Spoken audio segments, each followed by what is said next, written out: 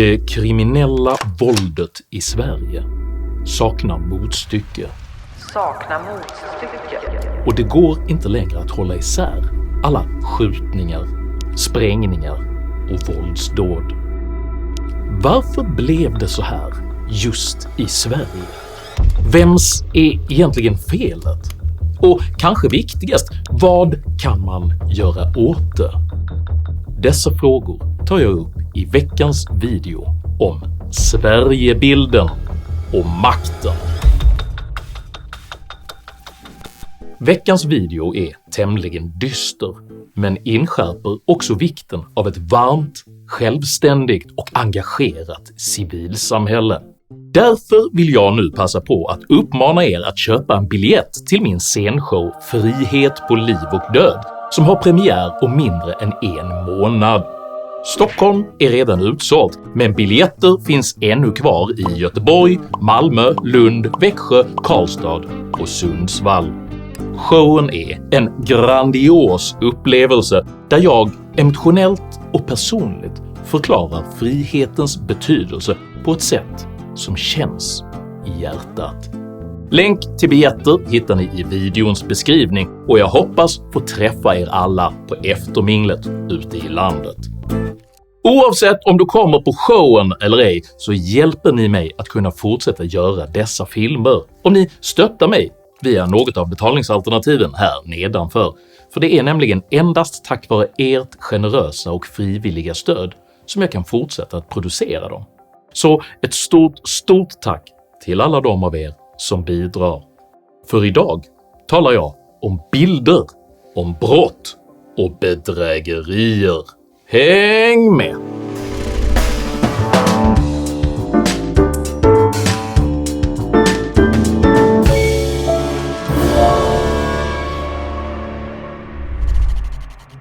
William Goldings dystopiska bok “Flugornas herre” från 1954 skildrar en grupp brittiska skolpojkars förfall till primitivt barbari efter att de strandats på en ö utan vuxna ledsagare. Berättelsen illustrerar hur lätt civilisationen går under om dess institutioner inte längre förmår hålla våldet i schack, och visar att även barn är kapabla till grotesk brutalitet utan ett samhälle med tydliga regler. På snarlikt sätt ansätts just nu Sverige av ett skenande våld som kryper allt längre ner i åldrarna. Faktum är att mängden groteska våldsdåd, mord och bombattentat nu är så många att det inte längre går att hålla isär dem, och en sammanfattning som den jag kommer att göra här kommer tragiskt nog att vara inaktuell redan innan den publiceras. Torsdagen den 7 september skjuts en 60-årig kvinna i Uppsala ihjäl. Hon uppges vara mor till en gängkriminell person. Den 10 september beskjuts en lägenhet i Uppsala. Dådet uppges vara riktat mot anhöriga till gängkriminella. Måndagen den 11 september hittas en 13-årig pojke skjuten till döds i ett skogsområde i Haninge. Polisen utreder kopplingar till kriminella nätverk. Morgonen den 12 september hittas en man i 25-årsåldern skjuten till döds i en trappuppgång i Uppsala. Enligt polisen var han inte den tänkta måltavlan. Under kvällen samma dag skjuts en man i 20-årsåldern ihjäl i Sollentuna, norr om Stockholm. Onsdagen den 13 september beskjuts ännu en bostad i Stenhagen i Uppsala. Polisen uppger sig ha arresterat en pojke för dådet. Morgonen den 14 september beskjuts en lägenhetsdörr i Norrköping. 4 personer grips för mordförsök och grovt vapenbrott.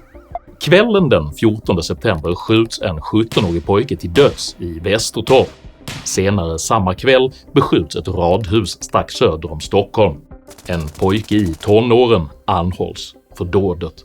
Fredagen den 15 september beskjuts ännu en lägenhet i Norrköping. 3 unga kvinnor och en man mellan 17 och 21 års ålder grips. 3 uppges vara kopplade till gängkriminalitet och anhålls. Senare samma dag detonerar en bomb vid ett flerfamiljshus i Upplandsbro. Händelsen uppges vara kopplad till gängvåld. Lördagen den 16 september skjuts en 40-årig man till döds i Vällingby i västra Stockholm. Söndagen den 17 september detonerar en bomb vid en villa i Nyköping. Händelsen kopplas till gängkriminalitet. Måndagen den 18 september beskjuts en lägenhet i ett flerfamiljshus söder om Stockholm. Senare samma kväll beskjuts ytterligare en lägenhet i samma område. Under natten mot den 19 september beskjuts en lägenhet på Lidingö. Denna katastrofala utveckling är unik för just Sverige. Redan för 4 år sedan meddelade rikspolischef Anders Thornberg att antalet sprängdåd i Sverige saknade internationell motsvarighet. Sprängningar är ett tillvägagångssätt som på kort sikt har ökat i användning. Vi ser ingen motsvarighet internationellt och det är en oerhört komplex utmaning för svensk polis.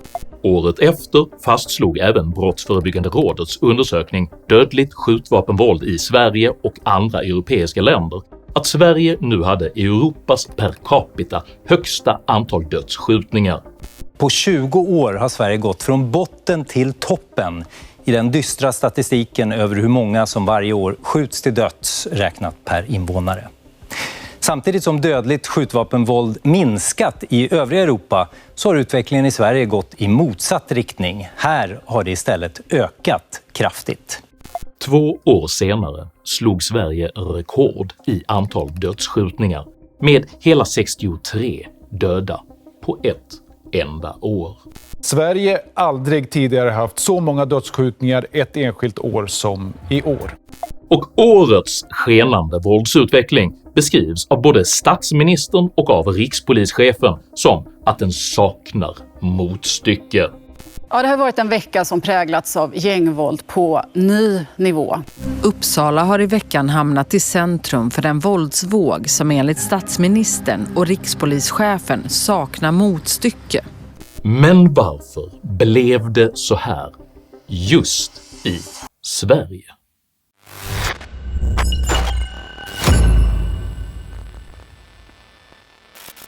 Den 10 augusti 2015, mitt under den pågående flyktingkrisen, mördar en eritreansk flykting 2 personer på IKEA i Västerås. Dådet äger på grund av sin koppling till den känsliga migrationsfrågan ideologisk sprängkraft eftersom det befaras kunna bidra till rasism och kritik av den rådande migrationspolitiken. Som konsekvens uppstår en spontan politisk och medial motverkanskampanj där migrationsrelaterade problem i allt högre grad beskrivs som antingen alarmistiska fantasifoster, rasism eller ren okunskap. Dagens Nyheter relativiserar till exempel dådet genom att flytta fokus till det faktum att Sverige statistiskt sett ändå blivit tryggare. Under senare veckor har flera brutala mord inträffat och många frågar sig vart samhället är på väg. Svaret är att Sverige, trots allt, har blivit tryggare. Detta är statistiskt sant, men också missledande eftersom det inte tar hänsyn till hur våldsbrottslighetens karaktär sakta flyttar från missbrukares slutna rum till beväpnade våldsverkare i det offentliga rummet. Trygghetsbeskrivningen blir trots detta en slogan som trummas hem brett i medierna. Sverige har aldrig varit tryggare än vad det är nu. 2016 knivmördas så en 22-årig kvinna på ett HVB-hem för ensamkommande flyktingbarn i Mölndal. Dådets brutalitet chockerar många. Men Sveriges dåvarande rikspolischef Dan Eliasson flyttar i Sveriges Television mycket snabbt fokus till förövaren och beskriver honom som ett offer för orättvisa omständigheter. Ja, man blir ju naturligtvis förtvivlad och alla inblandades vägnar. Naturligtvis den som blir dödad, men också för en enskild ung kille som begår en sån här förskräcklig händelse. Man Vad har den personen varit med om för någonting? Hela den här flyktingkrisen visar ju på hur orättvist livet är i många delar av världen. I denna veva börjar somliga att ifrågasätta den okritiska rapporteringen av uppenbara kulturkrockar, vilket innebär att de av Dagens Nyheter både namnges och avfärdas som populister under rubriken “I högerns tyckarbubbla går Sverige alltid under”.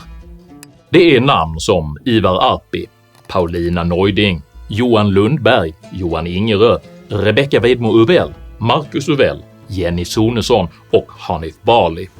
Jag läser, antecknar och kategoriserar deras senaste tweets och retweets. Precis som många populister ger de uttryck för en återkommande kritik av mediernas ängslighet och rädsla för brännande ämnen som invandring.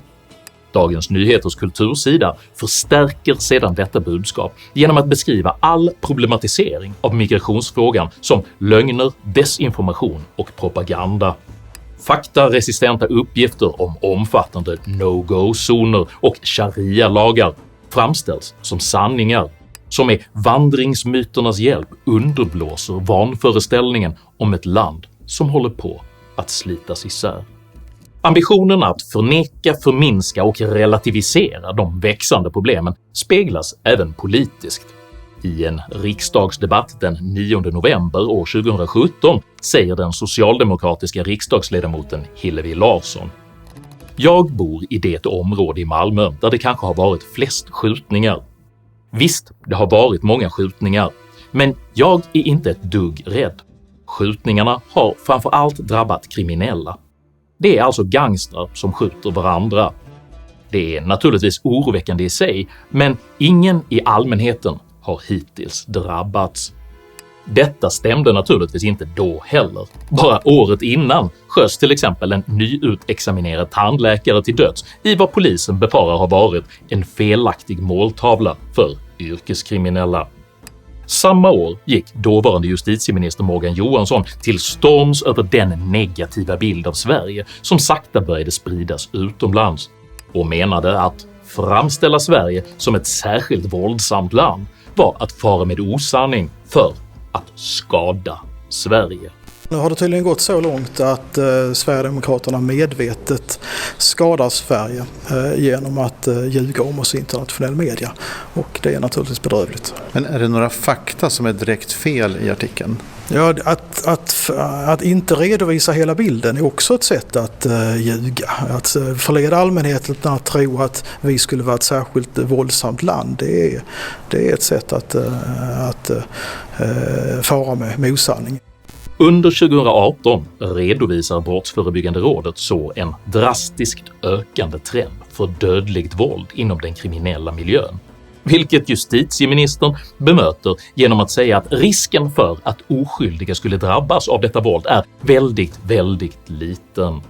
Hur stor är faran för tredje man oskyldiga att falla offer för gängvåldet? Den är ju väldigt liten. Väldigt liten.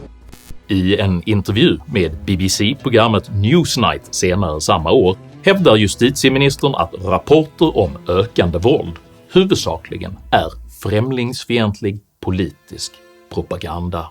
There is a political agenda mostly from the political right to use problems in Sweden as a way of saying don't have that kind of open-hearted policies that Sweden has been known for. Så sent som i valrörelsen 2022 förstärktes dessa budskap ytterligare när journalistikprofessorn Jesper Strömbäck tillsammans med den fackliga aktivisten Ann-Therese Enarsson i en debattartikel likställde kritik av Sverige med desinformation.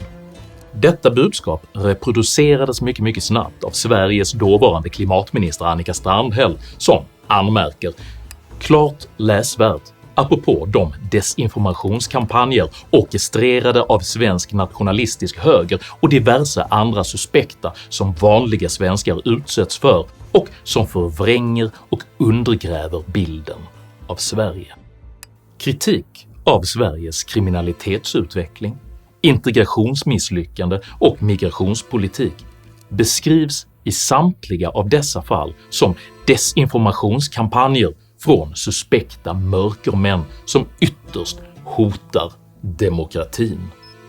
Sen förlorade Socialdemokraterna makten och då ändrades allt.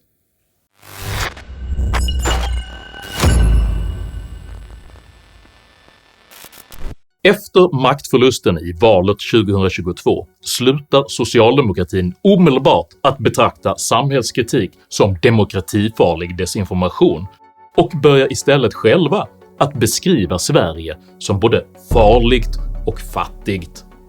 Morgan Johansson skriver: “Under Kristerssons regeringsår har Sverige blivit avsevärt fattigare och dokumenterat farligare.”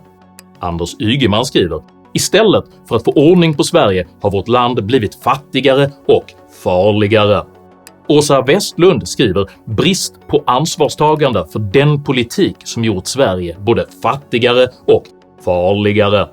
Fredrik Lund Sammeli skriver “Sverige blir både fattigare och farligare för varje dag.” Även Socialdemokraternas partiledare Magdalena Andersson fastslår i riksdagens talarstol att Sverige nu blivit farligare och fattigare. Sverige har blivit farligare, svenska folket har blivit fattigare. Den gamla SVT-journalisten och silverryggen Janne Josefsson skriver plötsligt “Säg som det är, vi lever i ett krigsliknande tillstånd” och till och med Sveriges Televisions pelarhelgon Göran Greider beskriver plötsligt öppet kopplingen mellan den misslyckade migrationspolitiken och det skenande våldet. Det finns på vänsterkanten, även hos socialdemokratin, en onödig motvilja mot att erkänna sambandet mellan migrationen och den nu exploderande brottsligheten. Rädslan för att stämplas som rasist har varit och är ännu stor. Och de har rätt. Sverige blir både farligare och fattigare. Men denna utveckling har pågått under många års tid och huvudsakligen under deras eget ideologiska ledarskap.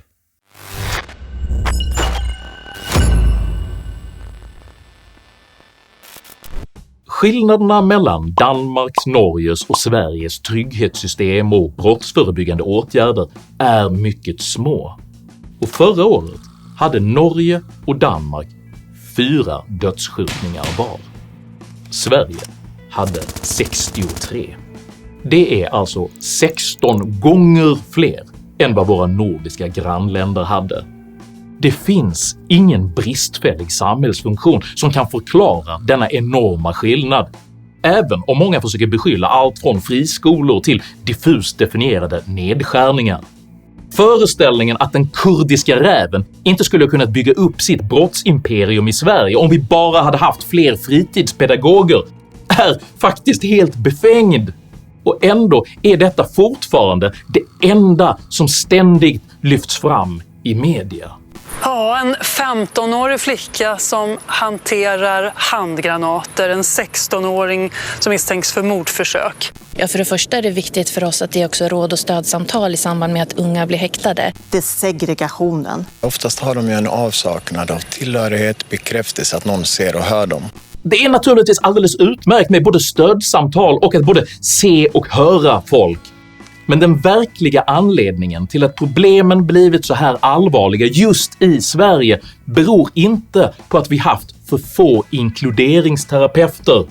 För det enda som i egentlig mening särskiljer Sverige från de andra nordiska länderna är migrationens storlek och de ihärdiga försöken att förneka de problem som detta medfört. Sverige tog helt enkelt emot fler invandrare som kompetensmässigt står mycket långt från den svenska arbetsmarknaden än vad alla de andra nordiska länderna gjorde tillsammans. Och våra sociokulturella koder och våra trygghetssystem kunde inte och kan inte hantera situationen. Att politiker under närmare ett decennium helt har förnekat detta uppenbara faktum för att det gagnat deras egna personliga kortsiktiga politiska maktintressen är inte bara ohederligt, det är ett svek.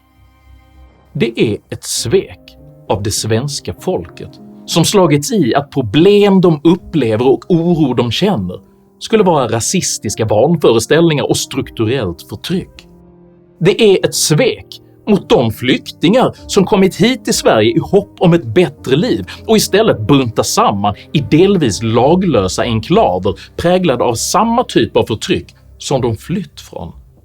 Och det är ett svek mot vår nation. Mot alla de som före oss byggt upp några av världens mest välfungerande institutioner och infrastrukturella system. Och det är ett svek mot våra barn som nu tvingas växa upp i ett Sverige präglat av förfall, fattigdom och våld. Men istället för att begråta, klandra och peka finger som politikerna gör, låt oss istället i det varma civilsamhället självständigt arbeta för att Sverige i slutändan, likt Goldings Flugornas herre, ska kunna återförenas med ansvarstagande vuxna, med kraft att kuva barbariet och att återupprätta civiliserade ideal. Jag manar till fred, förnuft och förtroende. Om du uppskattade innehållet i denna video så hjälper det mycket om du delar den med dina vänner och kanske till och med stöttar mitt arbete via något av betalningsalternativen här nedanför. Dela även gärna med dig av dina egna åsikter och erfarenheter i kommentarsfältet här nedanför, men jag ber dig att alltid vara artig. Jag accepterar inte aggression, personpåhopp eller rasism i mina idédrivna kommentarsfält. Tack för att du som kommenterar respekterar detta. Jag heter Henrik Jönsson och jag försöker företräda en realistisk Sverigebild. Tack för mig och tack för att du har lyssnat.